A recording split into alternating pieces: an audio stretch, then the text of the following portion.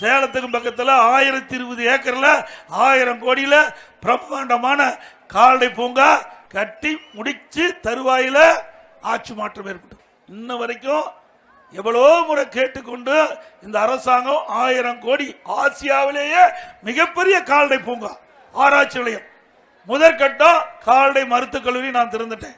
அதுக்கு பிறகு போன ஆண்டு அது அப்படியே ஸ்டாலினுக்கு திறக்க முடியாம மனம் இருந்தாலும் வேற வழி இல்லை. சட்டமன்றத்தில் தொடர்ந்து நான் வலியுறுத்திய காரணமா அதை ஸ்டிக்கர் ஒட்டி ரிப்பனை கட் பண்ண அப்படி கிடப்புல போட்டோம். இது நியாயமா? நீங்க நியாயங்களா?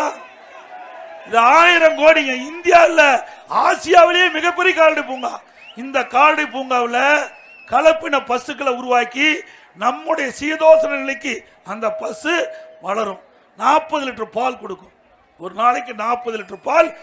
அந்த கலப்பின பசுவை ஆராய்ச்சி நிலை மூலமாக உருவாக்கி நம்முடைய விவசாய தொழிலாளிக்கு நாங்கள் கொடுப்பதற்காக திட்டமிட்டு அதை செயல்படுத்தணும். மீண்டும் உங்களுடைய ஆதரவோடு ஆட்சி மலரும். அந்த கலப்பின பசு நம்முடைய தொழிலாளிக்கு பெண் தொழிலாளி கொடுக்கப்படும்.